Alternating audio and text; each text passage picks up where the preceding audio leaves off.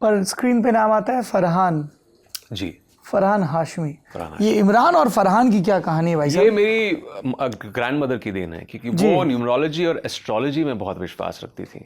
वो खुद अपने ज़माने में एक एक्ट्रेस थी और उन्होंने ये हमारी इंडस्ट्री में बहुत चलता है क्योंकि लक फैक्टर होता है ना, तो उसके साथ इनसिक्योरिटीज उनका भी नाम बदला था, पूर्णिमा हुआ, पूर्णिमा वर्मा बदला था उनका। एक्चुअली ओरिजिनल नेम था मेहर, और वो इन चीज़ों में बड़ा विश्वास रखती थी, तो उन्होंने एक्चुअली मेरा नाम बदला था। दो ऑप्शंस थे, हम दो न्यूमरोलॉजिस्ट के पास गए थे।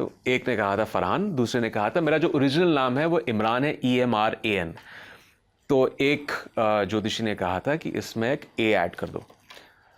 तो फिर दूसरी फिल्म के बाद मैंने वही रखा, EMRAN, इमरान। आपको ऐसा लगता है पर्सनली अभी कि नाम के अक्षर में इंग्लिश के एक ए जोड़ दो, एक ए हटा दो, तो उससे कोई फ़र्क पड़ता है? देखिए, ये मैंने बस ये जो सीखा है, आई थिंक मेरी फैमिली से सीखा है। ये नहीं कह सकता हूँ कि उससे कोई फ़र्क पड़ेगा या नहीं। घर के लोग करते थे तो मैंने भी फॉलो किया। तो अगर आप किसी न्यूमरोलॉजिस्ट से पूछें तो उसके पीछे वो कहते हैं कि उसमें कुछ साइंस है। मैंने कभी इतना मैं डीप जाके उस चीज़ को मैंने स्टडी नहीं किया है, ना मैंने एस्ट्रोलॉजी। वो कहते हैं साइंस है, पर साइंटिस्ट कहते हैं ऐसी कोई चीज़ होती है। एग्जैक्टली, वो तो हमेशा डिबेट चलता रहेगा जी, वो हमेशा डिबेट चलता रहेगा। और आप एस्ट्रोलॉजी के साथ भी अगर आप किसी साइंटिस्ट को पूछें, वो उस चीज़ को डिबंक करेंगे। लेकिन एस्ट्रोलॉजी में भी कभी कभी बहुत सारी चौंकाने वाली चीज़ें हैं। जब वो आपका चार्ट पढ़ते हैं और कुछ चीज़ें होती हैं उसमें। आप पढ़वाते हैं रेगुलर अपना चार्ट? मैं रेगुलर नहीं पढ़वाता हूँ, लेकिन सुना है लोगों से जब वो पढ़वाते हैं तो कुछ चीज़ें उस चीज़ में होती हैं जहाँ आपके लाइफ के फेजेस में कुछ प्रीसेट चीज़ें होती हैं। अब आपका इसका फ्लिप साइड डिबेट कर सकते हो कि actually it's free will. Fate या डेस्टिनी कोई चीज़ नहीं होती है। आपके काम से, आपके कर्मों से आपकी लाइफ की ट्रैजेक्टरी सेट होती है।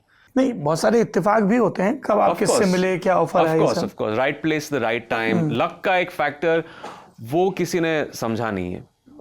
वो एक ऐसी चीज़ है जो you can't put a finger on it, वो बात समझ में नहीं आती है।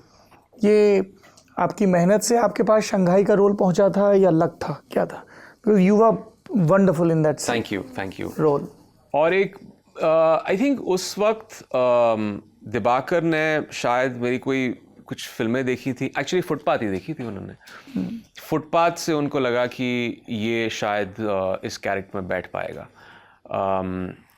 एंड उससे पहले मेरी कुछ फिल्में चली थी, तो ऑब्वियसली उनको लगा कि एक अच्छा एडिशन होगा फिल्म में।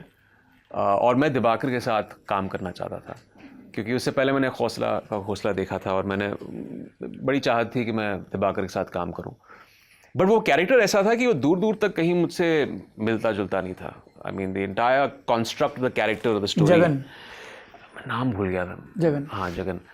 बट वो बहुत अच्छा प्रोसेस था, because to get in the character पहली बार मैंने कभी थिएटर वर्कशॉप्स नहीं की थी, जो दिबाकर ने करवाई। बहुत ही एनरिचिंग एक्सपीरियंस था उस फिल्म पे काम करना। एंड लोगों ने बहुत तारीफ तो की उस कैरेक्टर की, लेकिन एक साइड थी इंडस्ट्री की जो नाखुश थी उस चीज़ से, क्योंकि उसके साथ साथ मैं ऐसी फिल्में कर रहा था जैसे murder 2, dirty picture, once upon a time Mumbai, Raaz, Jannat, commercial box office successes थी। और कुछ लोग बोले थे यार ये तो इट्स सुसाइड, आप इस किस्म का कैरेक्टर क्यों प्ले कर रहे हैं?